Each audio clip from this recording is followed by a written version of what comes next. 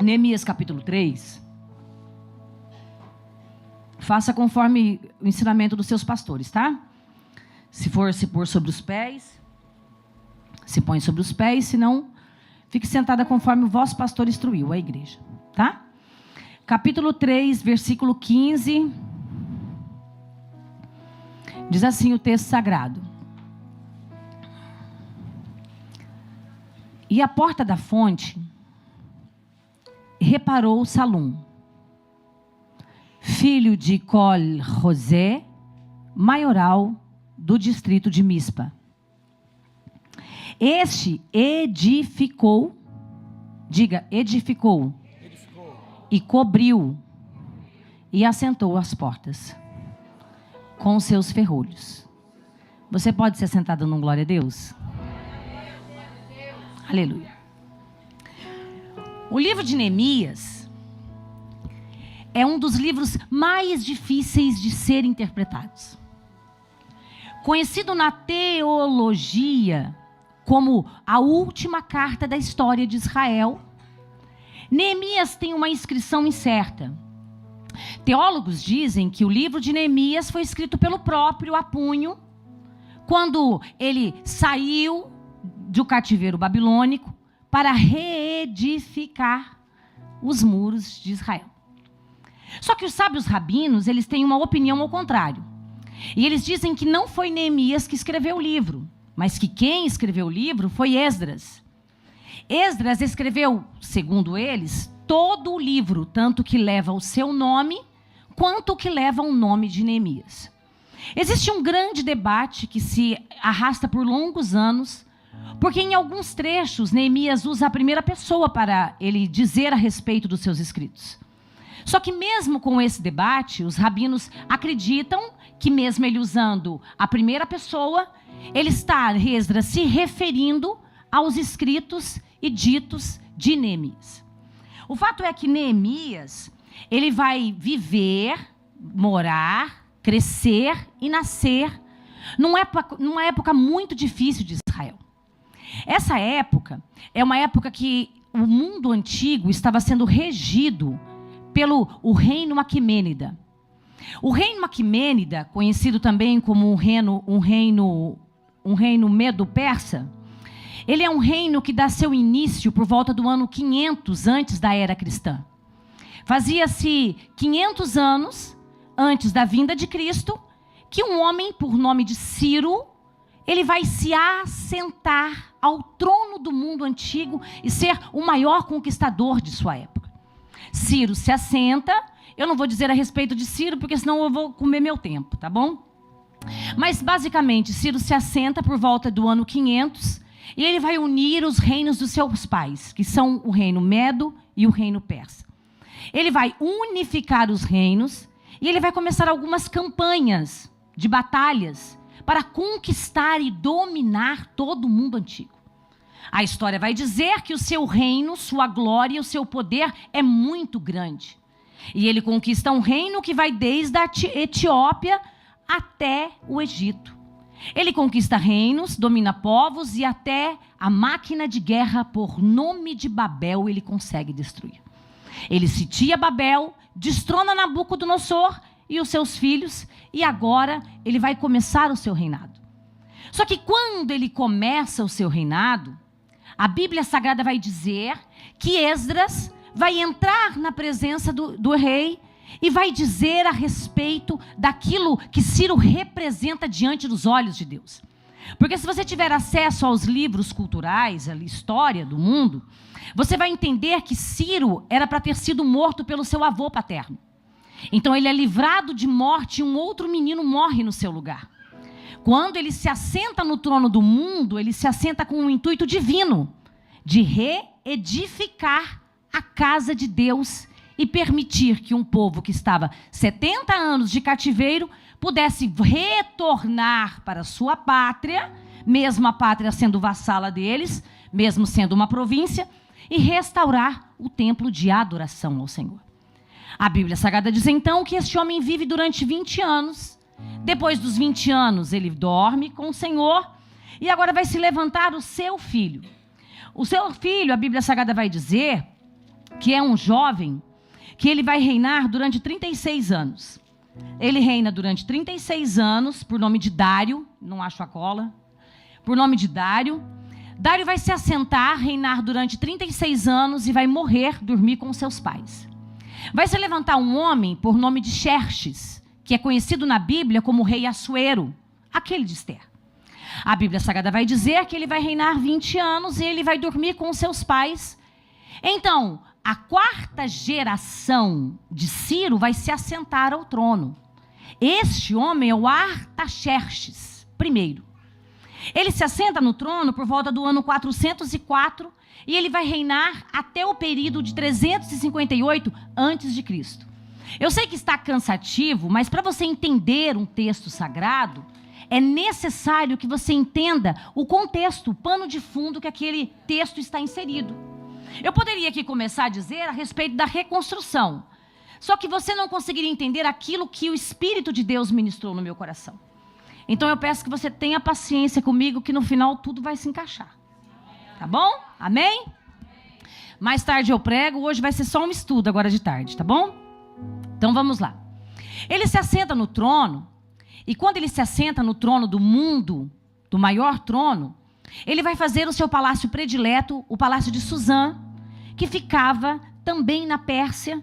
E era um palácio que, segundo a história, mesmo quando vinha o inverno, era um lugar mais fresco, ou melhor, era um lugar mais quente. Era um lugar que, mesmo no inverno, eles conseguiam manter roupas finas, porque a história vai dizer que este homem, ele não gostava de usar muitas roupas.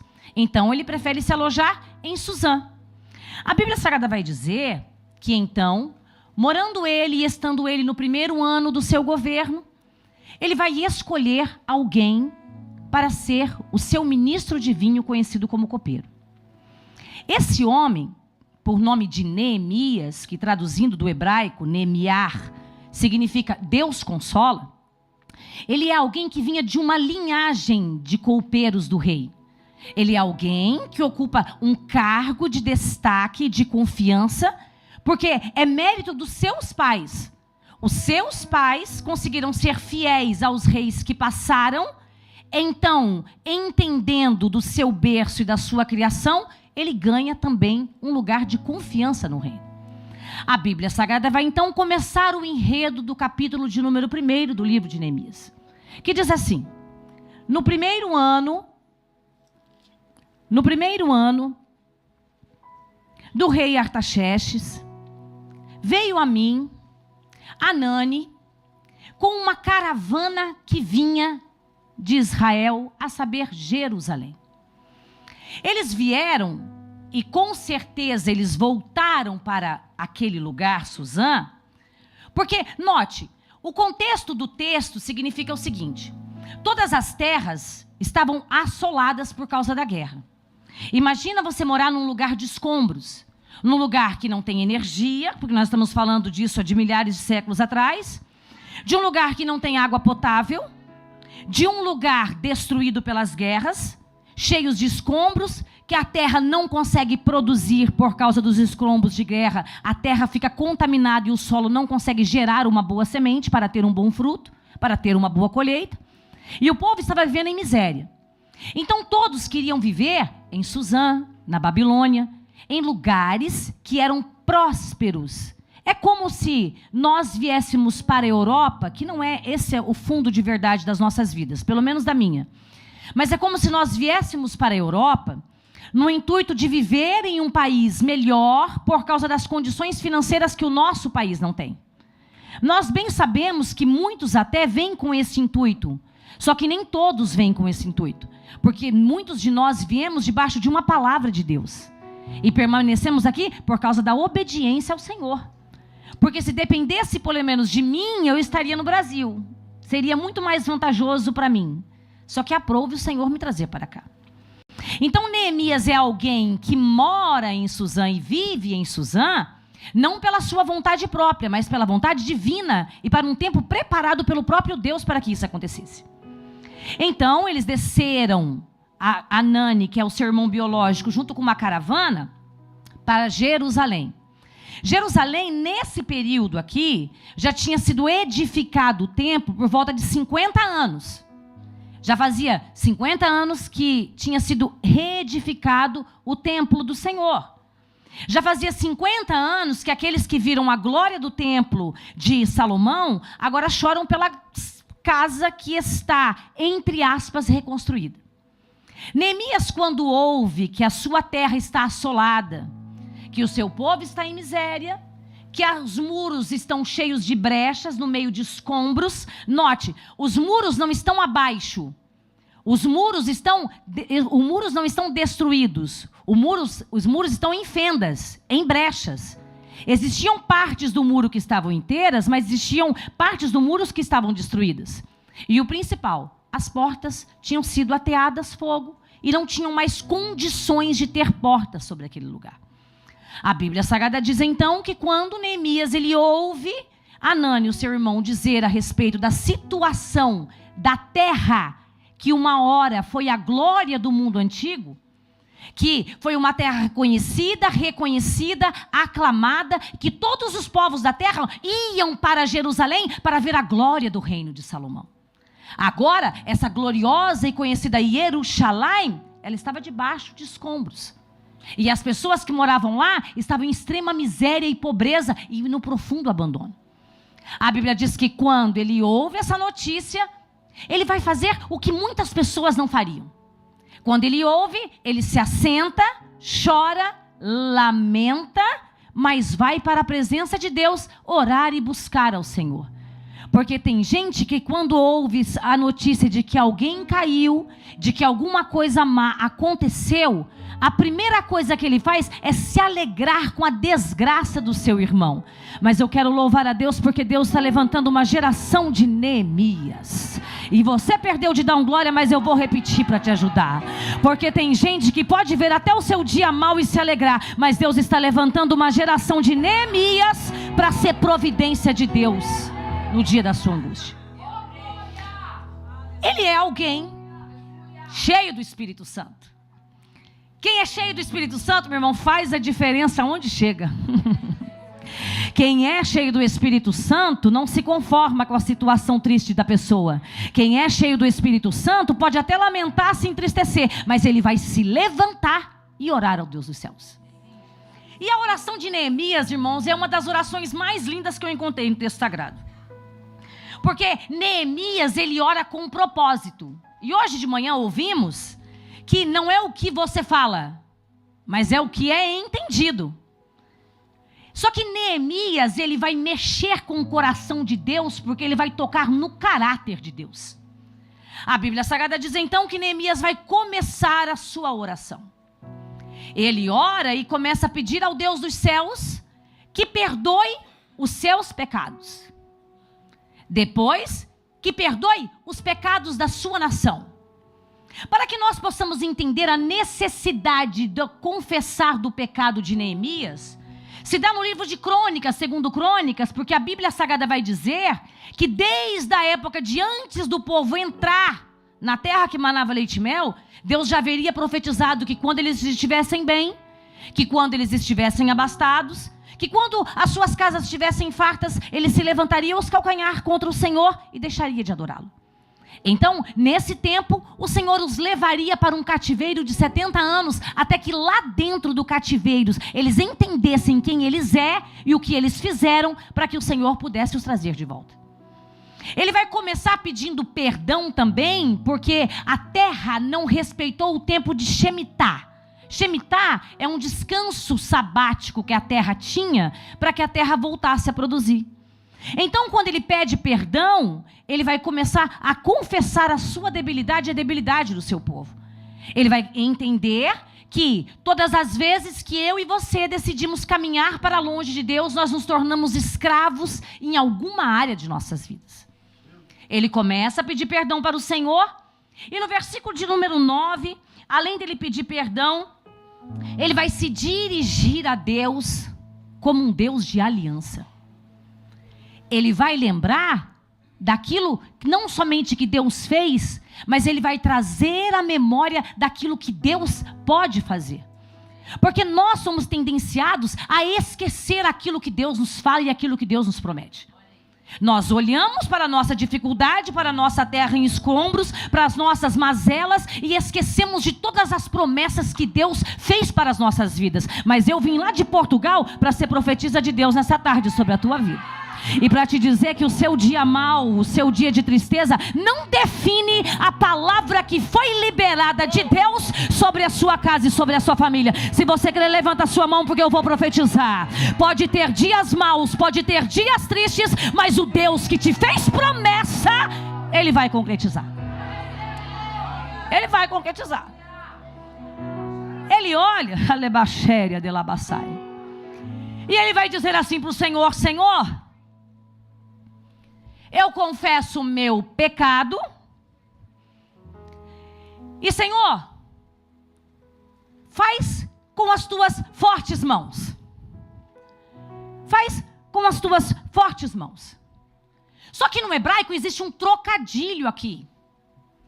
Porque ele vai dizer assim: Senhor, eu confesso o meu pecado e o pecado da minha nação. A palavra pecado, confessar pecado, vem da palavra iadá.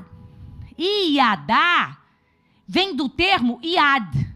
E o termo iad é mão. Quando ele diz assim: Senhor, eu confesso o meu pecado, iadá, eu estou lançando fora o que está nas minhas mãos.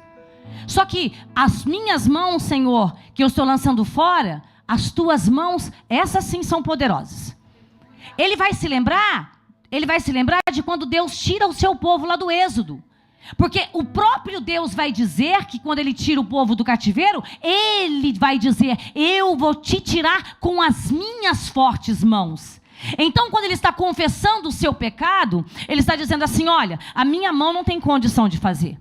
As minhas mãos só têm condição de pecar. É por isso que quando nós chegarmos na glória, Deus vai dizer assim: apresente as obras das tuas mãos. Porque as nossas mãos falam aquilo que nós somos. As nossas mãos falam das nossas atitudes. E as mãos do Senhor falam da sua glória, do seu poder e das suas atitudes. Tem gente que está pegando aqui e está dando glória, ó.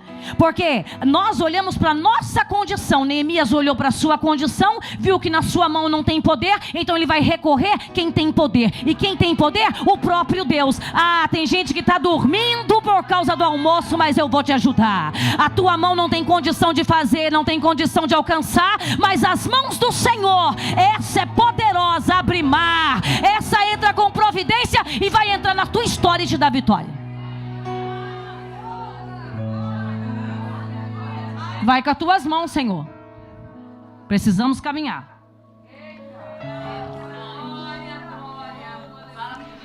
Ele vai terminar a sua oração. Fica aqui. Ele vai terminar a sua oração. Vai dar certo, em nome de Jesus. Copinho, fica aqui. Eu preciso de um poço de Jacó, irmão. Esse copo aqui é pequeno para mim, né, meu bem? Por tanto da minha sede, deixa Deus te usar. Vem cá, meu mordomo. Ele vai terminar a sua oração e ele vai usar um termo. Ele vai usar assim, olha: eterno, todo-poderoso. Eu quero achar o texto. Ele vai usar o termo. Achei. Ele vai usar o termo assim, ó: Melech ha-olam. Ele vai usar.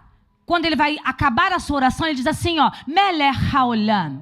Ele vai dizer assim: Rei de todo o universo. Rei dos mundos.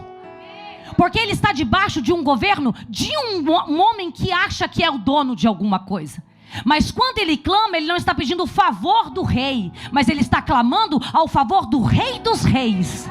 Porque aquele homem só tinha poder de agir dentro do seu domínio. Só que Deus, meu irmão, Ele age sobre todos os domínios, sobre todos os reinos, sobre todos os povos, sobre todas as línguas, sobre todas as culturas. Talvez você esteja pensando assim: um documento em inglês, para mim difícil demais. Mas começa a clamar o Melech haolam, o dono de todos os mundos, porque Ele conhece a tua dificuldade, debilidade, o teu problema, e tem poder de trazer a vitória.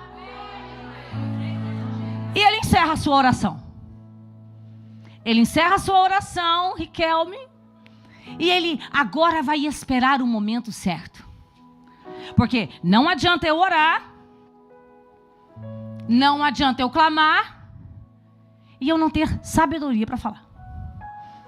Não adianta eu orar, eu clamar, eu ter sabedoria para falar, mas falar no momento errado. Então eu tenho que ter sabedoria para falar, tenho que falar o que é certo no momento certo e para a pessoa certa. Porque tem gente que até fala, mas fala com a pessoa errada e nada acontece. Mas Deus está dizendo, para de contar o teu problema para quem não pode resolver a tua causa. Apresenta a sua causa para o dono do mundo e ele vai agir no momento certo sobre a tua vida. E ele vai pedir uma oportunidade. Eu estou na introdução ainda, irmãos. Lá no final você vai entender tudo. Ele vai orar, jejuar durante 4 meses. Olha aí, pastora, 4 meses. Ele jejua, ora durante 4 meses e a Bíblia Sagrada diz que no 20º ano, estando eu na presença do rei, foi-me posto vinho, e eu bebi e dei para o rei. Quando ele bebe e dá para o rei vai olhar para ele e vai ver que Neemias está triste. Neemias está triste, só que isso era uma sentença de morte. Porque, note, Neemias ele tem algumas problemáticas. A primeira problemática, Neemias não pode se apresentar diante do rei triste, porque a cultura diz que quando você se apresenta na presença do rei, já é o suficiente para você estar feliz. Independente da sua condição, só de você estar na presença do soberano, já era motivo de sobra para você estar feliz. Só que o coração dele está triste. Então, a segunda problemática que ele tem é que agora, quando ele precisa do momento certo para falar com o rei, ele precisa das palavras certas. Por quê? Porque a Bíblia Sagrada vai dizer, no livro de Esdras, no capítulo, se eu não me engano, 7 ou 6, não me lembro, que a obra está parada da reconstrução dos muros pela ordem do próprio rei Artaxerxes.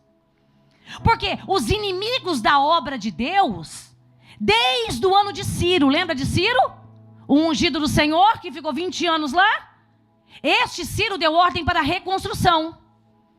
Só que desde o tempo do Ciro, que a Bíblia Sagrada vai dizer que os opositores da obra de Deus mandam cartas para os reis pedindo para que pare a reconstrução de Jerusalém.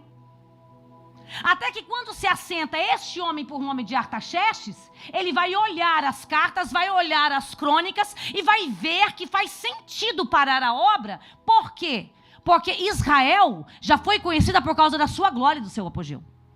Já foi conhecida por causa dos seus grandes governantes e dos seus grandes lutadores. Então, temendo que uma revolta se aconteça depois da edificação dos muros, ele manda parar a obra. Então, para que Neemias consiga alcançar o favor do rei, ele vai ter que fazer o rei voltar com a sua palavra. Ele vai ter que fazer o rei mudar o seu próprio decreto. E todos nós sabemos que um decreto dado por um meso-persa não pode se mudar se for selado com um anel. Só que a carta não tinha sido selada com um anel. Porque ele vai dizer assim, olha, a obra fique parada até que eu dê ordem. Quando saísse, meu irmão, é a brecha que Neemias precisava. Porque a pastora disse hoje uma coisa, eu achei muito interessante. Ela disse assim, eu estudo a lei do país. E você sabe por que você tem que estudar a lei? Para você poder agir segundo a brecha que tem na lei para alcançar o propósito. Porque tem gente que cai de paraquedas em qualquer lugar. Neemias não, minha irmã. Neemias, ele sabe o propósito, ele entende o propósito, só que ele também conhece a lei e esmiuça ela. A terceira problemática, estou na introdução. A terceira problemática é que Neemias é da tribo de Judá, ele é filho de Acalias. E quem é a tribo de Judá? A tribo de Judá é a única tribo que um dos seus descendentes pode se assentar ao trono de Israel. Então, quando ele olhasse para o rei e pedisse para o rei uma carta para poder voltar para Jerusalém, para poder reconstruir os muros, o rei poderia pensar na mente dele que, embora os seus pais tenham sido fiéis, Embora o seu avô tinha sido fiel, Neemias era alguém que estava querendo promover uma rebelião. Neemias era alguém que estava querendo reedificar a cidade para tomar o governo da cidade. Só que Neemias tem um Espírito Santo de Deus. Perdeu de dar um glória, mas eu vou te ajudar, irmãos. Esquece da batata que foi cozida, do porco que você comeu e vem para a palavra comigo. Não fica pensando no porco não, porque o porco já morreu e você já comeu. Neemias, ele é alguém que entende o propósito de Deus e por que ele tem que edificar um muro. O propósito da edificação do muro não era porque a cidade ficaria mais bonita. O propósito da reconstrução do muro eram vários. Eu vou dizer alguns básicos para a gente correr, porque vai acabar o tempo. Eu tenho 40 minutos, vai ficar só na introdução. Vamos lá. O propósito da reconstrução do muro, em primeiro lugar, é porque uma cidade sem muros e sem portões, ela era facilmente saqueada. Ela era uma cidade que as pessoas podiam entrar e sair, e qualquer um, a qualquer hora, poderia entrar e sair sem que nada tivesse punição. A segunda dificuldade de uma cidade sem muro é que os muros da cidade no mundo antigo estavam associados à proteção divina, à proteção do Deus daquele povo. Uma cidade com muros fendidos significava que o Deus daquele povo tinha abandonado ao seu bel prazer. Então Neemias não está reedificando uma cidade para que o seu nome seja eternizado nas páginas seletivas da Bíblia Sagrada.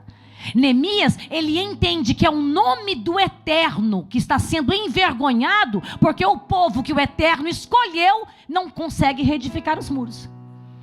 E a terceira coisa, ele entende que para o Mashiach, o Messias, poder vir a nascer, era necessário que existisse uma cidade por nome de Jerusalém para que se cumprisse a própria palavra de Deus. Então, quando ele vai chegar diante de Deus e vai alcançar o favor de Deus diante do rei, é porque ele entende princípios. E ele entende que a palavra de Deus não pode voltar vazia. Eu quero dizer para você nesta tarde que talvez você esteja esquecido das promessas de Deus. Só que as promessas de Deus, elas só vão se cumprir quando o seu propósito estiver alinhado ao propósito de Deus. Então Neemias se achega diante do rei. Ele se achega diante do rei. E o rei vai falar assim: o que tem, Neemias? Isso não é doença, Neemias. E daí Neemias vai dizer assim para ele: como posso estar eu feliz? Se a cidade... Irmão, tudo que está na Bíblia, tudo, até uma vírgulazinha que está lá na Bíblia, ela tem um propósito. É a gente que ignora o texto. Mas ela está na Bíblia, irmão, tem um propósito. Aí ele vai dizer assim: como eu não posso estar triste? Vai mexer lá no ego do rei. Como eu não posso estar triste se a cidade dos meus antepassados, ela está em ruína? A cidade dos meus antepassados, a palavra-chave para mudar o coração do rei. Porque nós estamos falando do mundo antigo. O mundo antigo, eles veneravam os seus antepassados. Por exemplo, no Egito se faziam cidades para que sepultasse os mortos, e os mortos, se fossem lembrados, eles lembrariam através da glória da cidade. Uma cidade que tinha antepassados e a cidade estava destruída, então ele vai mexer com a cultura do país, ele vai mexer com a cultura do rei Artaxerxes, e vai dizer assim: olha, o teu pai morreu, mas tem uma cidade edificada para ele. O teu avô morreu, mas ele tem uma cidade edificada para ele. Olha, o teu bisavô morreu, mas o nome dele é honrado. Agora, sabe o nome do meu povo? O nome do meu antepassado está jogado no lixo. O nome do meu antepassado que te serviu com tanto amor, com tanta dedicação, com tanto carinho, com tanta fidelidade, está lá esquecido e abandonado. Aí muda o coração do rei. Aí ele vai dizer: o que você quer em mim? E o que agora você está me propondo? E ele vai propor algumas coisas, e dentre elas só falaremos uma para poder entrar na mensagem. Que agora você já está começando a entender, né? Espero. Se tu não entender, a culpa é minha. A culpa não é sua. Não é você que tem problema, sou eu que não estou sabendo explicar. Vamos lá. Mãozinha bateu, é para mim continuar. É, irmão, preciso dele. Preciso dele. Se não estiver aqui, não dou conta de pregar, não. Tá. Então vamos lá. Então ele vai dizer, ele vai falar assim: olha, eu preciso de muitas coisas. A quarta problemática: Neemias não é como Esdras. E Neemias não é como Zorobabel, que foi a primeira leva. Porque a primeira leva é enviada por Ciro. Essa primeira leva vai com todos os tesouros do rei, ou melhor, vai com todos os tesouros do Beit Hamikdash, da casa do Eterno, para reconstruir a casa do Eterno. Ele não é como Esdra, que o Esdra não pede a escolta do rei, porque Esdra tem a provisão, irmão, ele tem o dinheiro. Então ele faz com a força do seu dinheiro. Neemias não. Neemias, ele precisa da compreensão do rei, e ele precisa dos tesouros do rei. Tem gente que já pegou, eu gosto de igreja inteligente que sabe pensar, pastora. Porque tem gente que precisa só de uma coisa do rei, mas nós somos carentes e necessitados de todas as coisas do rei. Então eu não preciso apenas do favor do rei, mas eu também preciso que o rei nessa tarde abra dos seus tesouros, dos tesouros dos céus. Quem recebe levanta a mão, porque Deus vai derramar dos seus tesouros nessa tarde. E ele vai pedir. Ele vai pedir. Ele vai pedir que o rei dê a ele uma tropa de guerra para guardar ele no caminho. Que o rei dê cartas para que ele apresente para satrapias, porque ele entende que existe Sambalate, Tobias e Gesem, que existem opositores que estão mais de 56 anos tentando parar aquilo que Deus quer fazer. E ele vai pedir uma coisa peculiar. E foi aqui que o Espírito Santo me pegou na curva. Porque a nossa fé está ligada aos detalhes. A nossa fé, irmãos, está ligada nos detalhes. E o dia que você aprender a ler a Bíblia e estudá-la, os céus vão se abrir sobre a sua vida. Você vai ter um entendimento. Você sabe o que acontece? Nós lemos a Bíblia como se ela já tivesse, como se nós já soubéssemos da história no final. E isso nos prejudica entender o texto. E ele vai dizer assim: olha, eu preciso de todas essas coisas, só que eu preciso também que o Senhor, essa parte é complexa, que o Senhor me deu uma carta. Uma carta para o guarda do seu jardim. Eu preciso de uma carta, que o Senhor me deu uma carta para Asaf, que é o guarda do seu jardim. E eu fiquei, Senhor, mas por que uma carta para um guarda de um jardim? Por que uma carta para um guarda? Sabe quando o Espírito Santo de Deus, ele quer falar com você? Eu não sei você, mas ele me tira o sono, me tira a fome, me deixa louca, irmão. Eu fico doida. Eu fico doida. Dá 3 horas da manhã eu tô lá, com os olhos secos, tentando entender. Aí choro, oro, peço para Deus, fico louca. Aí até Deus falar comigo. Aí tem dia que ele me deixa uma semana, tem dia que ele me deixa 10 dias, tem dia que com 2 dias ele faz. Ele complica. E aí Deus falou para mim assim: Maristela, qual é a função de Asaf? Eu falei: Deus, a função de Asaf é guarda. E ele guarda o quê? Eu falei: ele guarda o jardim do rei. Aí Deus: ele é guarda e guarda o jardim do rei. E eu fui para o original. E descobri que Asaf, ele representa 2 coisas. Primeiro, ele representa uma tipologia de Adão. E segundo, ele representa uma tipologia de Cristo. Você vai entender. Vamos lá. A Bíblia Sagrada diz que o nome Asaf significa tomado por Deus, ou na tradução exegética do hebraico pura, é formado por Deus. Ele é formado por Deus. A única expressão igual aparece no texto é no livro do Gênesis, capítulo de número 2, quando o Eterno vai formar um homem do pó da terra. A Bíblia diz que o Eterno vai formar um homem do pó da terra, soprar um Neshama sobre as suas narinas, e ele vai ser um Ishraim, vai ser um homem com fôlego de vida. A Bíblia diz também que edifica o Senhor um jardim dentro do Éden. Um jardim. E vai pôr o homem com 2 funções. A primeira função de Adonishô, de Adão, é de poder lavrar a terra. A segunda é de guardar o jardim. Então eu entendi que a mesma função de Asaf, que foi formado por Deus, é a mesma função que Adão tinha, de guardar aquilo que é tesouro do rei, aquilo que é tesouro de Deus. Só que a palavra aqui, guarda, em hebraico, é shomer. Shomer, guarda, ele vem de uma raiz por nome de chamar. E essa raiz por nome de chamar, que vem do verbo guardar no português, no hebraico ele é mais do que guardar. Significa que ele vai proteger aquilo que é do rei com a sua própria vida. E o que Asaf está protegendo com a sua própria vida? O madeiro. Tem gente que pegou, mas eu vou te ajudar. Porque ele quer carta para que Asaf dê as madeiras, fala do madeiro. Só que detalhe, essa palavra charrar, que é guardar, significa que ele guarda com a sua própria vida. E a forma que ele tem de guardar com a sua própria vida é se deitando sobre aquilo que ele guarda para proteger o bem. Ou seja, uma tipologia de Cristo que foi formado não pela vontade de Maria, não pela vontade de José, mas ele foi formado pelo próprio Deus para ser o guarda de Israel. E ele vai morrer na cruz do Calvário, e para guardar a minha vida e a sua vida, meu irmão, ele vai deitar sobre um madeiro para que nós tivéssemos a vida eterna.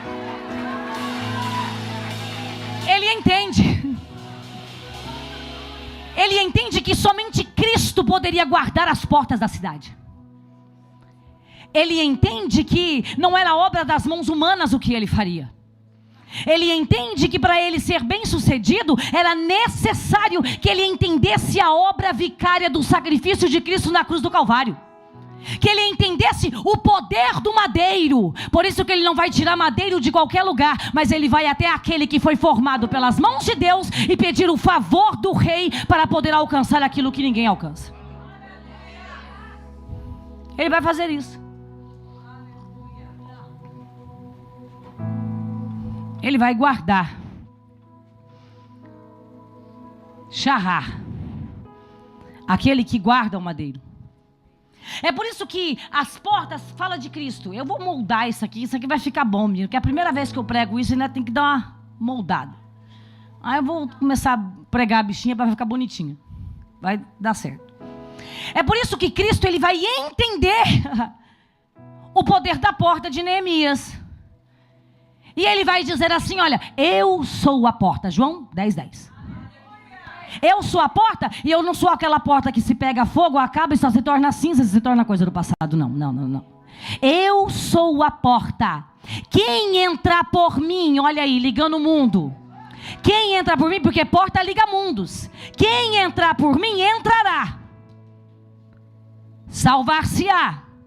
Sairá e achará pastagem. Sabe o que ele estava dizendo? Porta liga mundos, liga ambientes. Então ele estava dizendo assim, olha, a partir do momento que você não consegue vir até mim, passar por essa porta e entrar na Nova Jerusalém, você vai ficar de fora. Só que quando você entende o meu poder, você não somente vai entrar, mas você também vai ser salvo através de mim. E você não somente vai entrar e salvar, mas você vai sair e vai encontrar pastagem. Você vai encontrar alimento para sua alma. Eu sou a porta. E ele vai começar a edificação das portas. E agora eu vou correr, porque eu só tenho 40 minutos para falar da porta que eu quero falar. Só que ele edifica 12 portas. Só que nada na Bíblia é por acaso. Não existe obra de coincidência na Bíblia. Tudo tem um propósito direcionado por Deus. E a primeira porta que ele vai restaurar, espero falar essa porta lá, é a porta das ovelhas. Só que o texto aqui vai começar complexo. Porque vai dizer assim o texto sagrado. Cadê 3, né? E levantou-se Eliasabe, o sumo sacerdote, com os seus irmãos. Eu disse que era estudo, viu, irmão? Os sacerdotes, e edificaram a porta do gado, porta da ovelha. Além de edificar, eles consagraram aquela porta. É a única porta que vai ser consagrada ao invés de ser edificada somente. Mas ela é consagrada por quê? Porque tudo que é consagrado, a palavra consagrado é kadash. Kadash vem de kadosh. E kadosh significa separado para uso exclusivo do Senhor. Então, quando ele está edificando aquela porta, ele está dizendo assim, olha, essa porta não é para passar coisas humanas. Essa porta não é para passar coisas que vêm do meu prazer. Mas essa porta aqui, tudo que passa por essa porta aqui, ela não é para mim, não é para a minha glória, não é para a minha edificação, mas é para a edificação do nome do Senhor. Então é do Senhor. É por isso que você não pode consagrar seu carro, irmão. Porque se você consagrar seu carro, você vai ter que trazer ele para a igreja e dar ele para a igreja de presente. Se você consagrar a sua casa, você vai ter que passar ela para o nome desta igreja. Então você pode apresentar, você pode pedir para o pastor orar. Agora, se consagrou, meu irmão, te entrega, porque senão não vai prosperar. E ele vai consagrar a porta para que o corban possa entrar, para que o sacrifício possa entrar. Porque o sacrifício é do Senhor, assim como o primogênito é do Senhor. Só que ele vai consagrar, e eu não vou falar dessa porta, mas eu só vou dar um spoiler dela, tá? Porque ela é uma das principais. Ele vai consagrar essa porta, que é a porta das ovelhas, só que ali não diz porta no hebraico. A palavra no hebraico porta é dalet. Nas outras quase todas está dalet. Só que aqui e na porta das águas não é dalet, é sharei. Sharei não é porta, é portal. Vou te explicar. Porque porta liga ambientes. Por exemplo, eu estou nesse ambiente, quero sair desse ambiente, eu saio pela porta e estou em outro ambiente. Só que quando ele vai consagrar, ele está consagrando o sharei. Sharei não liga ambiente, liga mundos, irmão. Tem gente que entendeu. Quando a ovelha passava por aquela porta, como um kipará, um corban, para sacrifício do Senhor, ele estava abrindo o mundo espiritual no mundo físico. O portal de Deus começava a ser aberto através do sacrifício. Não era apenas mudança de ambiente, mas era mudança de mundo. Porque tem gente que só vive no mundinho natural, mas tem gente que entrega o sacrifício diante de Deus. E não vive mais o natural, mas começa a viver o sobrenatural. Aquilo que os olhos não viram, aquilo que os ouvidos não viram e aquilo que não desceu no coração do homem. E a palavra corban vem do verbo karev, que é uma tipologia de Cristo. Tudo é Cristo, irmão. Tudo na Bíblia é Cristo, não é sobre nós, não é sobre você nem sobre eu. É tudo dele, por ele e para ele são todas as coisas. Então até uma porta representa Cristo. E essa palavra corban, que vem do verbo karev, que significa nada mais do que aquilo, nada menos do que aproximar. Aproximar quem? Um homem de Deus. Aproximar o físico do espiritual. Aproximar o falível do infalível. Aproximar o homem do divino. Então, quando o sacrifício entrava pela porta, o portal dos céus eram abertos e aproximava aquele que entregava o sacrifício diante de Deus. Só que uma ovelha não dá conta de religar o homem a Deus. Por isso que Cristo é o sacrifício perfeito. Porque Cristo é o religare. E o que é religare? É muito mocotó, né? Mas eu vou continuar. E o que é religare? Religare é o único que pode fazer, é o sacrifício de Cristo, que ele religa a criatura ao Criador. Em outras palavras, estava dizendo assim, olha, esse sacrifício aqui só é uma sombra do sacrifício que eu preparei, que o Eterno preparou. Esse só vai trazer você para próximo de Deus, mas o Cristo bendito vai vir, vai morrer, vai ressuscitar e vai religar a criatura ao Criador. É por isso que ele edifica essa porta. A segunda porta que ele edifica é a porta do peixe. Eu não vou falar dela, mas eu não acredito que seja evangelismo. Todo mundo fala evangelismo, eu não acredito. Tem que ser Cristo. Tudo é Cristo. E por que a porta do peixe não seria Cristo, se o nome Ixos já vem uma abreviação do nome de Cristo no grego? A terceira porta que ele vai restaurar é a porta dos monturos. Eu fiz bem a lição de casa. Ela me deu bastante tempo. É a porta do monturo e a porta do vale. Essas duas portas, que é a porta de Rinom, ela dava de frente para o vale. E esse vale, muito obrigada, amor. E esse vale era o vale onde ficavam as idolatrias. Era onde as pessoas saíam por aquela porta para sacrificar os seus filhos a Moloque. Então, quando ele restaura esta porta, ele edifica esta porta, ele está pondo final à idolatria. E eu vou te falar, sabe qual é o pecado que Deus mais odeia? Idolatria. Sabe por quê? Ah, mas é prostituição. Idolatria, irmão. Idolatria.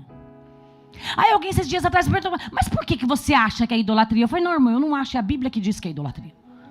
Mas por que você acha, pastora, que é idolatria? Eu falei, vou te explicar por quê. Se o seu marido te trai com outra mulher, você fica casada com ele.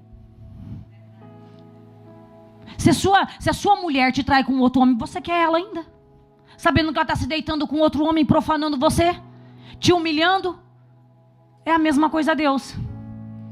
Quando você trai ao Senhor com outros ídolos, seja filho, seja marido, seja emprego, seja casa, porque muita gente deixa de vir para um congresso como esse por causa dos seus ídolos que estão em casa, por causa do verão, por causa do marido, por causa do filho, por causa de qualquer outra coisa que não seja as coisas de Deus. Mas nesta tarde Deus está fechando esta porta da idolatria para que a obra do Senhor possa crescer nesta terra. Está fechando. E agora vamos para a mensagem. Vamos para a mensagem. Ele vai edificar a porta da fonte, que é também a porta das águas. É basicamente a mesma porta. A porta da fonte, vou falar bem rapidinho aqui que eu quero entrar nela. A porta da fonte se dá porque em Israel todos nós sabemos que tinha 12 portas, sabemos também que é uma cidade quadrada, que faz remessão à cidade futura. O quadrado, uma hora eu posso falar que a gente vem aqui e faz um seminário só de cidade, a gente fala isso desde a primeira edificação da cidade, que foi o filho de Adão que edificou Caim, a primeira cidade, com o nome do seu filho.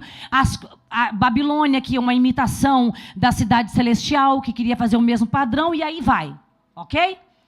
A cidade de Jerusalém, ela era quase quadrada. Quase quadrada.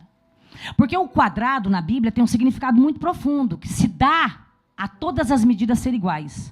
Significa que o governo de justiça e de amor tem o mesmo padrão, o mesmo tamanho, a mesma altura. Que tudo ali é perfeito, porque fala da perfeição. Um quadrado tem todos os lados do mesmo tamanho. Não tem mais justiça do que amor. Não tem mais alegria do que saúde. É tudo igual. Então representa a unicidade de Deus e toda a sua glória, amém? Então existia uma porta que era a porta do vale. Essa porta ela ficava a sudoeste de Jerusalém. E ela era a que trazia a água para Jerusalém. Porque Jerusalém não tem fonte de água. É uma cidade que se dá a fonte de água por causa de Ezequias. Ezequias, ele vai edificar a cidade antes de Nabucodonosor entrar, e ele vai fazer um aqueduto que tira a água do Monte Hermon e desce a água. Ele criou uma parede dentro da rocha, ele atravessou a rocha. Ele faz um caminho no meio da rocha e coloca a água para o lado de dentro da cidade. Porque a água do lado de fora da cidade com um cerco, com 3 dias as pessoas começam a morrer de sede. Então ele traz a água para dentro da cidade. É uma tipologia de Cristo. Ele traz essa água para dentro e essa água vai ser usada para várias coisas. Abastecimento da cidade e o mais importante. Ela é um mikve. O Monte Hermon, a água do Monte Hermon é um mistério. É um mistério, a ciência não consegue identificar. Porque imagina, um monte gigantesco. E de dentro do monte, de uma forma misteriosa, sai água. Só que ninguém consegue saber exatamente de que lugar é a nascente que sai. Porque a água que sai dali é a água que sai do trono de Deus. Que ela banha as nossas vidas e mata a sede do povo de Deus. E do lado dessa porta existia a porta que era conhecida como a porta das águas. Essa porta das águas era a porta que na frente da porta tinha um tanque vindo dessas águas, conhecido no português como tanque Siloé.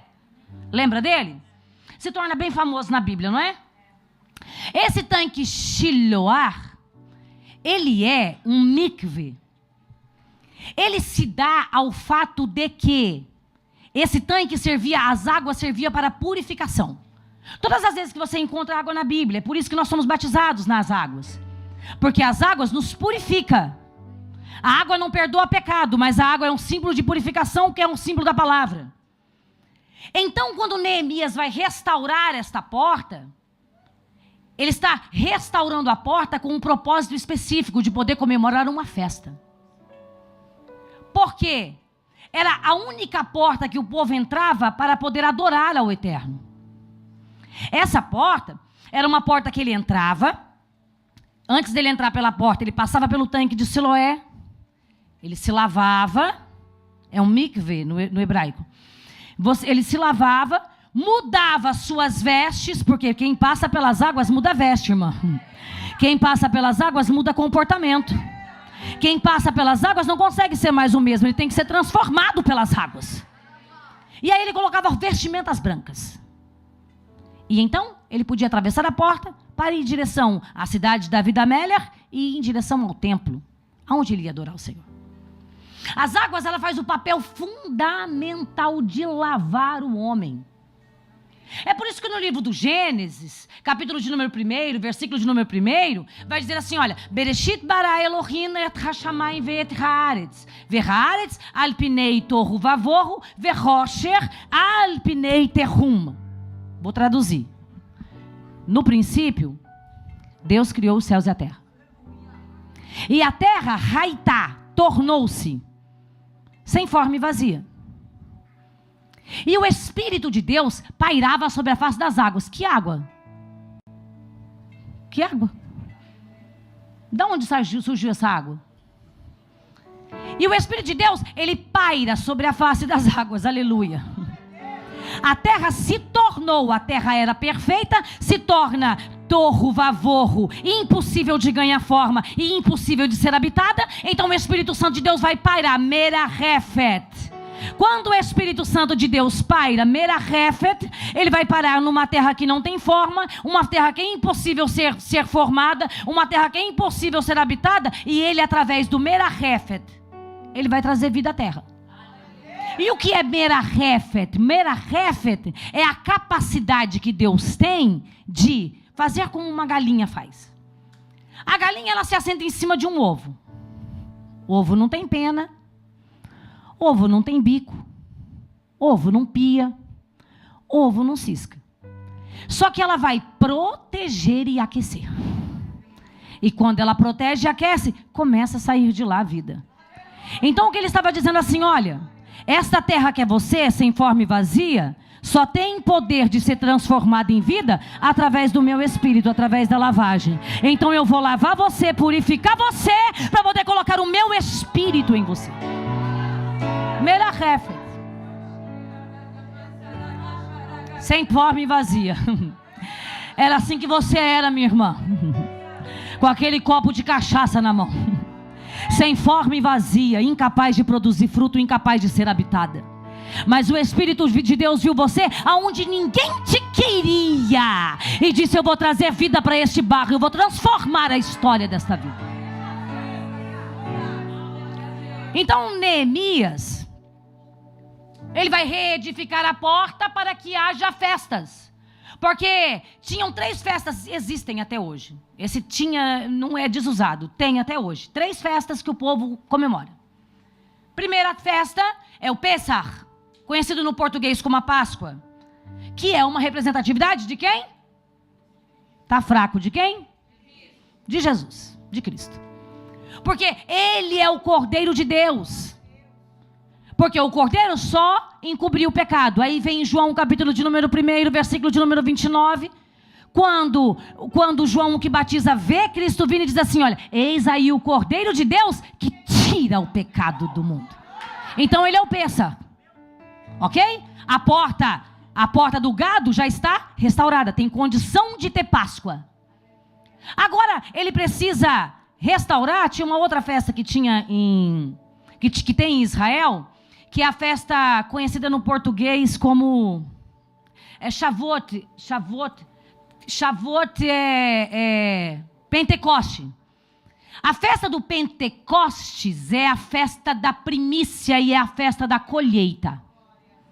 Fala do derramamento do Espírito Santo de Deus sobre nós, e que o Eterno pega as primícias dele e apresenta diante de Deus. Só que não dava para comemorar a festa do Sukkot, porque não tinha porta da fonte. Então ele vai tirar os entulhos da fonte e vai restaurar a festa, porque essa festa, a festa dos tabernáculos, que vai dizer no Neemias capítulo de número 8, você pode olhar sua Bíblia aí, pode ficar com a Bíbliazinha aberta para você poder entender o texto. Você vai notar que depois que ele restaura todas as portas, Esdra vai ler a lei no capítulo de número 6, ou 7, ou 8, e no capítulo de número 8 vai ter a festa do tabernáculo, conhecida como a festa do Sukkot. Esta festa também é Cristo. E aí a Bíblia Sagrada vai dizer, porque João ele tem uma visão diferente dos outros evangelistas. Mateus vê Jesus como rei, né? Vai falar da genealogia dele para mostrar que ele é o rei, o Mashiach, aquele que viria da tribo de Judá para poder se sentar no trono. Marcos, ele vai apresentar Jesus como servo para os romanos. Lucas vai dizer que ele é o filho do homem por causa dos deuses gregos, para apresentar aos gregos que ele é, e nele habita toda a forma corpórea de Deus. Só que João, ele vai dar entendimento para a igreja. E João, ele vai revelar a Cristo como Deus. Não como um Deus menor, mas como a essência do Deus verdadeiro. Ele é o Todo-Poderoso. Eu sei que é difícil de entender como um Deus poderoso habita num corpo, mas isso é uma outra história. E então ele vai dizer que ele é a festa do Sukkot. Ele vai começar o livro dele citando Gênesis capítulo de número 1. Lembra que eu disse que no Gênesis capítulo de número 1, Bereshit, traduzindo para o português, é no princípio.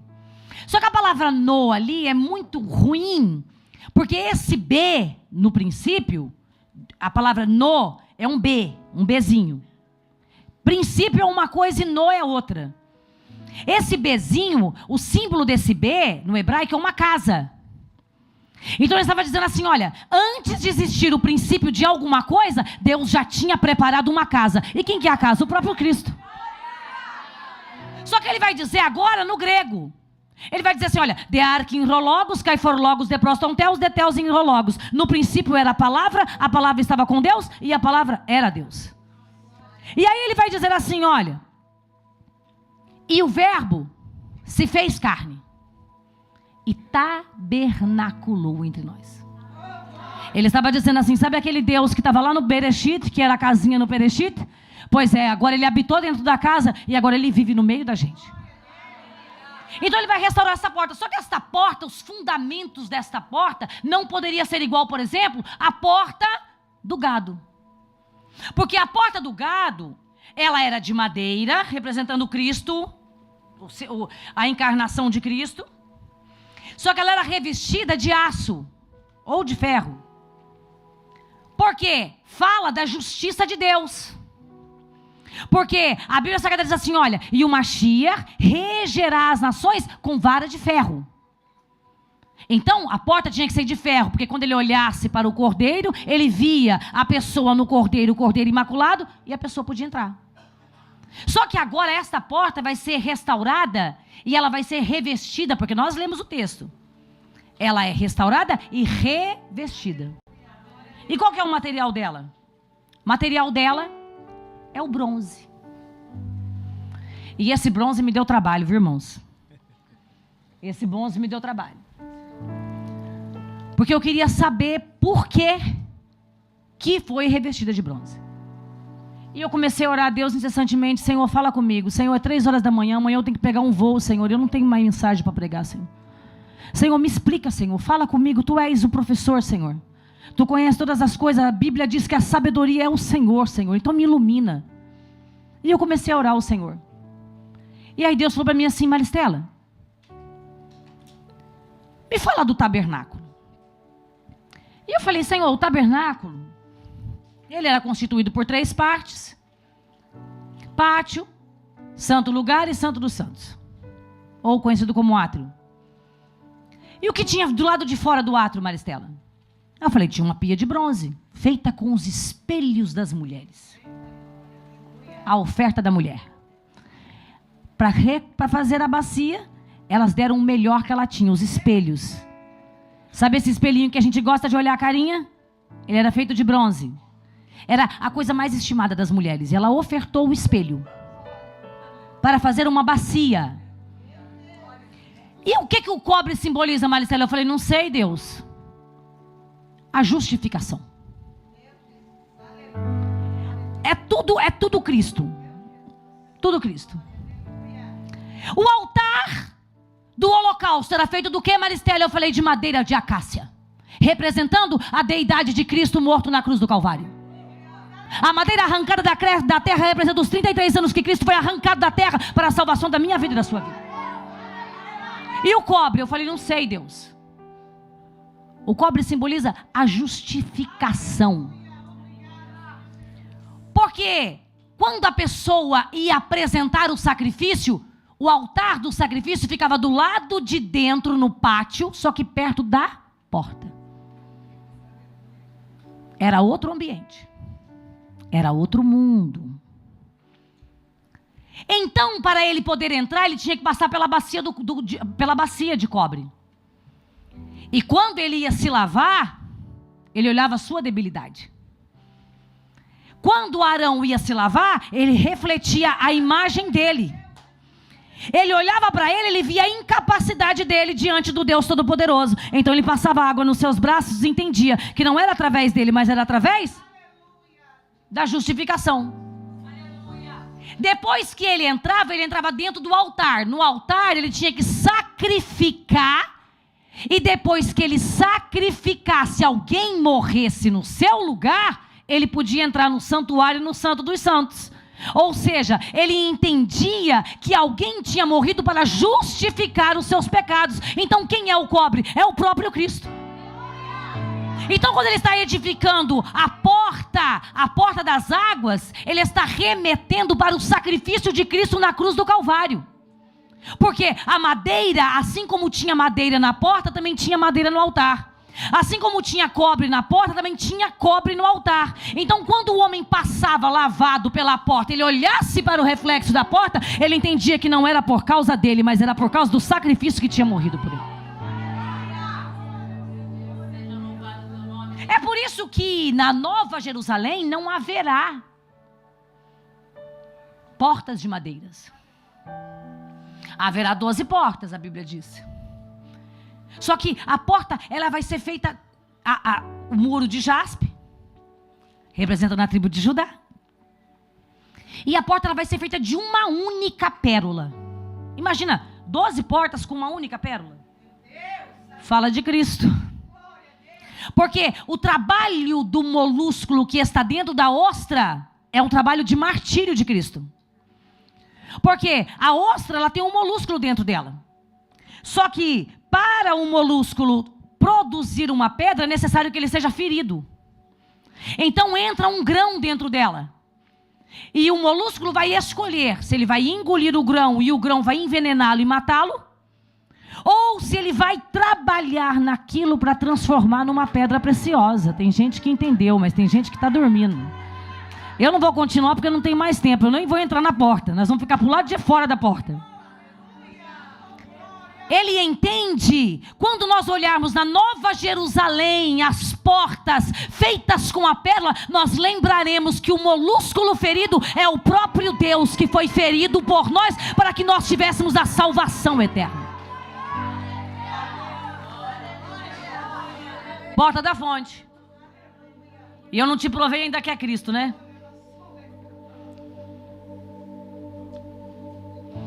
É interessante notar que a porta da fonte, eu não vou ultrapassar o horário, tá bom? Eu tenho 20 minutos. A porta da fonte, ela era usada em todas as ocasiões para quem ia adorar. Quem não é adorador não passa por ela. Quem é adorador escolhe as outras 10 portas para poder entrar. Agora, quem entende o sacrifício de Cristo e o poder de Cristo, da remissão de Cristo, passa por essa porta para poder adorar o grande rei. Então, neste dia, o dia do Sukkot, que eram 7 dias de festa, porque no último dia é Havdalah Gará, que é uma outra festa, que é a festa da Bíblia. Ok? Nesses dias, o homem fazia um lulav. Ele pegava 4 elementos da terra, vou pular essa parte aqui. Ele pegava 4 elementos da terra, conhecido como Arbaim Ramin. Arbaim é 4 em hebraico. Ramin é produto da terra. Ele pegava esses 4 produtos da terra, representando o final da colheita. Porque era a festa que mais se alegrava o povo em Israel. É por isso que tem ordenança de se alegrar nessa festa e não pode nem fazer velório. Nenhum velório pode parar a festa que Deus tem. Nem a morte consegue parar a festa que Deus preparou. E aí então, e esses 4 elementos é quem? É Cristo. Então ele pegava esses 4 elementos que se davam: o lulav, que é um galho de tamareira, ok? Ele pegava o segundo, que é o etrog, que é uma lima. Ele pegava o terceiro, que é hadás, que é um galho de murta. E ele pegava o quarto, que é o aravot, que é um galho do salgueiro. Até hoje eles se fazem isso. Eles passam pelo mikvê, tomam um banho, se vestem de branco. Depois você entra, dá um Google lá que você vai ver. E eles pegam este lulav, conhecido como lulav, na mão. Eles pegam esse lulav e vão ficar com eles 7 dias. Todos os dias, na hora do sacrifício, na hora da oferta. Porque culto pode ser lindo, meu irmão. Se não tiver oferta, não tem gratidão. Porque tem gente que murmura: já paguei um preço, já fiz a inscrição e agora vou ter que dar oferta. Se você quiser, irmão, a oferta não é obrigada, mas depende daquilo que move o seu coração. Porque ninguém pode entrar na presença de Deus com as mãos vazias. Não tem gratidão. Paguei, pagou, ok. Mas é aquilo que você não paga, aquilo que o altar faz por você. Então todos os dias eles pegavam esse galho, porque esse galho é uma representatividade de Cristo. Eles eram unidos, os 3, Pai, Filho e Espírito Santo, com uma fita de linho vermelho, com uma fita de linho. Só que esse linho não era branco, esse linho era dourado, representando a realeza de Cristo. Apocalipse capítulo de número 19, versículo de número 2, vai dizer que o linho é as obras de justiça dos santos. Então, quando estava coberto de dourado, estava coberto da obra de justiça dos santos, da realeza divina de Cristo. Cristo na sua glória. E eles iam andar, e durante 6 dias eles davam uma volta no altar, representando que aquilo que ele estava na mão era uma oferta diante do Senhor. Representando Cristo. Só que eles dizem, os sábios judeus, eles dizem que tem uma explicação para aqueles 3 galhos e para a laranja. A explicação que eles dão é que o lulav, que é o galho da tamareira, ele não tem cheiro e não tem fruto. Ou melhor, ele tem fruto. Que a lima, ela é um objeto que representa o segundo tipo de gente, que tem cheiro e tem fruto. E que a hadás, ou conhecido como a murta, ela é o terceiro tipo de gente, que não tem fruto, mas tem cheiro. E o quarto é o salgueiro. E o salgueiro é o tipo de gente que não tem fruto e não tem cheiro. Só que eu discordo. Eu discordo. Porque não é sobre mim e sobre você. Ninguém vai passar um galho diante do altar representando que nós somos o sacrifício, porque nós não somos o sacrifício. Eu não dou conta, irmã, de ser sacrificada. Você não dá conta. O sacrifício não somos nós, o sacrifício é Cristo. Isso era um prenúncio para quando os judeus olhassem todo o serviço feito, toda a árvore lá feita, olhasse e entendesse a obra de Cristo. Então eu fui orar ao Senhor e perguntar para Deus o que significava isso. E Deus me disse: Maristela, o que é a tamareira? Eu falei: é Cristo Jesus. O galho da tamareira representa a cruz do Calvário. E o fruto, a tâmara, que é o mel, representa a doçura com que Ele nos salvou. E o que é, Maristela, o salgueiro? O salgueiro é Cristo. Através de Cristo nós somos perdoados e saradas das nossas feridas. Porque o salgueiro, meu irmão, segura aí, sabe o que significa o salgueiro? O salgueiro faz remédio à sua casca. O salgueiro produz a aspirina. Através da casca da carne de Cristo moída na cruz do Calvário, Ele não faz apenas uma aspirina, mas Ele consegue perdoar todos os nossos pecados e tirar todas as nossas enfermidades. Isaías 53. E o que é a Hadass, ou conhecido como a murta? A murta representa Cristo oculto no Antigo Testamento. Se você olhar o livro de Esther, você vai entender que no livro de Esther não aparece o nome de Deus. Deus está presente, mas não aparece o nome de Deus. É a obra silenciosa de Deus. É Cristo que não foi revelado para os judeus, mas é revelado para a igreja. E o aravot? E a lima? A lima, ela é cheirosa como o bom perfume de Cristo, Paulo vai dizer. Só que quando você come, o fruto é azedo, representando o martírio e o sofrimento de Cristo na cruz do Calvário. Então quando eles balançavam aqueles galhos diante do altar, dando 7 voltas, uma para cada dia, ele estava representando que aquele madeiro, que aquilo ali não era obra feita de homem, mas era a crucificação de Cristo que morreria para ser o sacrifício perfeito. Só que no último dia mudava o cenário. E é aqui que eu encerro. No último dia, eles faziam tudo isso. E então o sacerdote pegava as águas do mikve, todos vestidos de branco, e lavariam os degraus do templo. Eles jogavam águas no degrau do templo. Então vinha o Cohen Gadol, o sumo sacerdote, com 2 vasos. 2 vasos de ouro, representando a glória de Cristo, representando a Cristo. Este vaso de ouro, um pegava a água e o outro pegava vinho. Os 2 vasos eram levados diante do altar do Senhor, daquele mesmo altar que passava o lulave. Eles levavam diante do altar do Senhor e lá tinha um vaso de barro esperando. Porque é oferta de libação, água e vinho, o sangue de Cristo. Naquele momento então, eles despejavam as águas que estavam, a água e o vinho que estava no vaso de ouro dentro do vaso de barro. Só que o vaso de barro tinha que ser transpassado. Tinha que ter uma abertura no vaso. Porque se não tivesse uma abertura no vaso, a água e o vinho não tinham contato com o altar, logo não tinha oferta. É tudo Cristo. O vaso de ouro representa Cristo na sua glória antes de ser encarnado. Então, vai ser cheio. Quando é cheio, ele vai ser jogado a água. Quando joga, fala da quinosis, o processo de Cristo, quando ele vai ser tirado da sua glória para poder se fazer de homem. Então ele vai se esvaziar. O vaso esvaziando representa Cristo sendo esvaziado da sua glória divina para se tornar um homem mortal. O vaso de barro representa a natureza terrena de Cristo, o Cristo encarnado. Só que para a água e o vinho vazar no altar, é necessário que o vaso seja vazado. Aí a Bíblia Sagrada diz que vazaram Jesus do lado na sua crucificação. E quando vaza Jesus do lado, sai o que de dentro dele? A água e o vinho, a oferta está completa. Ei, meu irmão, Cristo está vivo. Mesmo tendo sido oferecido o seu sangue, ele continua vivo. Eu sei que é muito mocotó, irmão. É muito mocotó. Agora você imagina as 12 portas.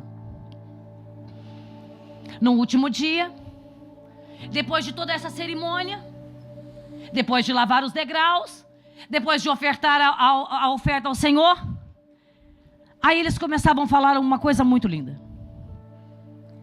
Eles começavam agora a recitar o Salmo 118, a parte final. E eles começavam a dizer assim, eles pegavam o galho, passava por cima da cabeça e depois eles vão jogar o galho no chão. No último dia. E quando eles jogam o galho no chão, eles começam a bater no galho. Eles começam a ferir o galho.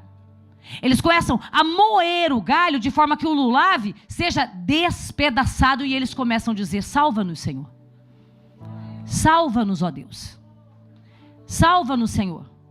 Porque a pedra que foi rejeitada pelos homens, Salmo 118, tornou-se a cabeça de esquina, a pedra angular. E aí eles vão olhar para eles e vão dizer assim: Abahai Hamishha, Habahai Hatisha. Ele está dizendo assim: Senhor, salva-nos agora, porque nós não temos mais salvação. Só que você sabe qual é a palavra salvação em hebraico? Yeshua. Todas as vezes que você cita o nome Yeshua, você está dizendo assim: olha, a salvação vem de Cristo. Então quando eles clamam assim: salva-nos Senhor agora, Hamashia, Yeshua, Bekavá, Hamashia, eles estão dizendo assim: salva-nos Senhor agora, Senhor, nos traz a salvação.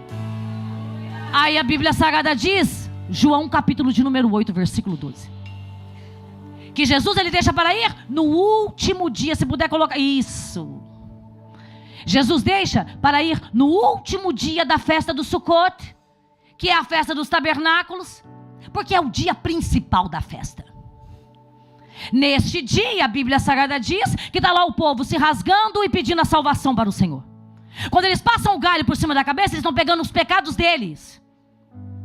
Quando eles lançam o galho no chão, eles estão representando que aquele galho vai pagar pelos pecados dele.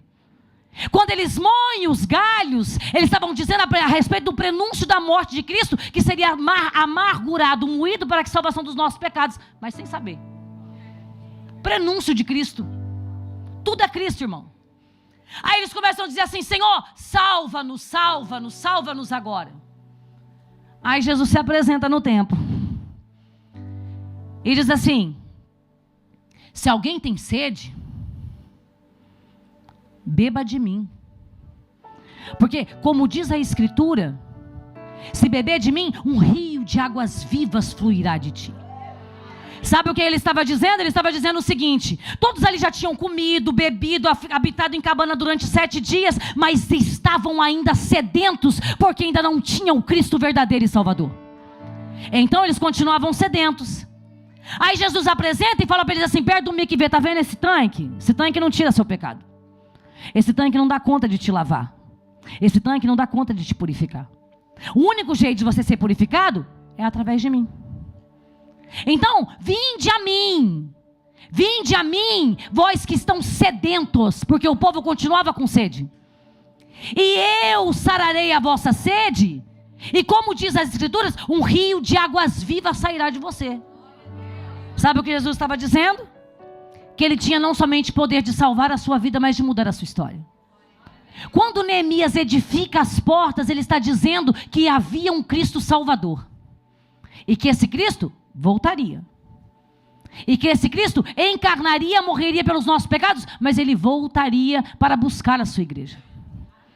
Eu quero convidar você para se colocar sobre os seus pés. Nesse momento então, depois que eles lavavam os degraus do templo, aí eles acendiam as luzes das menorás, e a história vai dizer que o pátio das mulheres ficava tomado de luzes, ficava cheio de luzes, para que caminhasse e as pessoas não tropeçassem, porque existe diferença de lâmpada para luz. A lâmpada é um objeto pequeno que cabe na mão, pastor Andréia. Então, a lâmpada é para iluminar somente os pés. Então, você anda e você consegue ver os seus pés não tropeçam. Só que a luz era uma tocha grande, e essa tocha iluminava todo o caminho.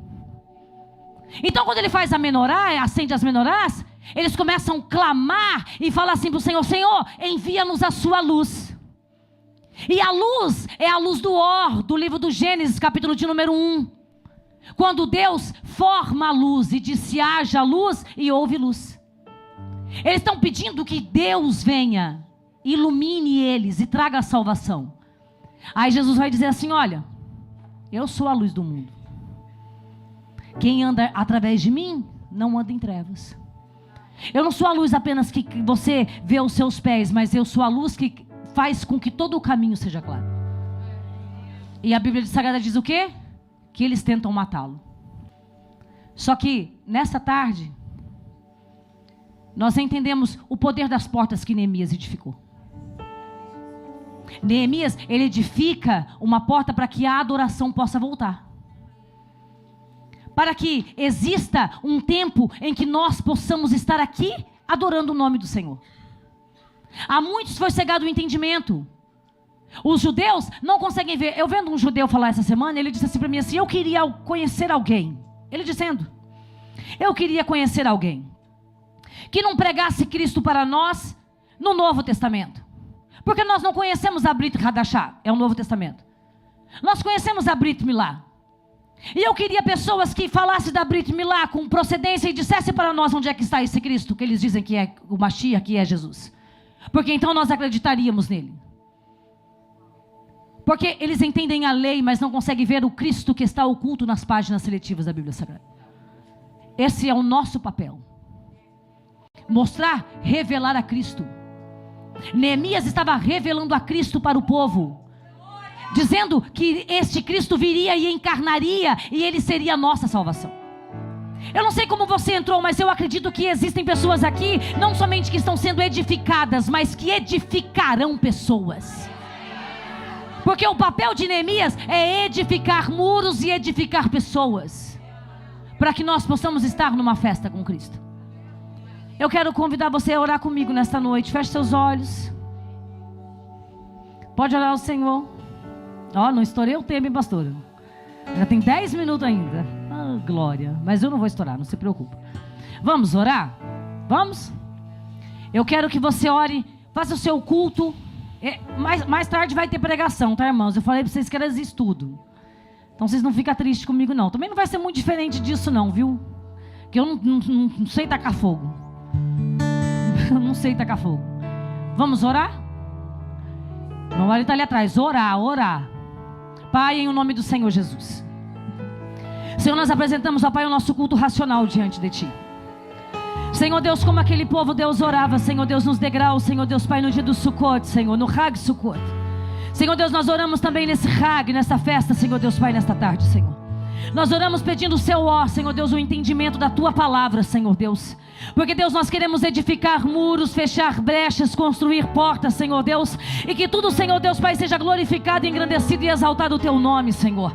Senhor Deus, nós queremos ser uma geração como Neemias, Senhor Deus, Pai, como uma noiva adornada, que foi edificada para a glória do Teu santo nome. Senhor Deus, mais do que ser edificado, Senhor Deus, nós queremos, necessitamos, Senhor Deus, que o Senhor Deus nos use, Senhor Deus, Pai, através da Tua sabedoria, Senhor, para ganhar povos, línguas, tribos e nações, Senhor Deus, para o Teu nome, para ganhar, Senhor Deus, Pai, esta terra, Senhor Deus, Pai, e para influenciar as nossas gerações futuras, Senhor Deus, a Te conhecer. Por isso, meu Deus, nesta tarde, Senhor Deus, Pai, venha, Senhor Deus, Pai, com o mesmo Espírito que o Senhor apresentou a Neemias, Senhor Deus, Pai, o Deus que consola, Senhor Deus, consola, Pai querido e santo, os nossos corações, Senhor Deus, e derrama da Tua presença.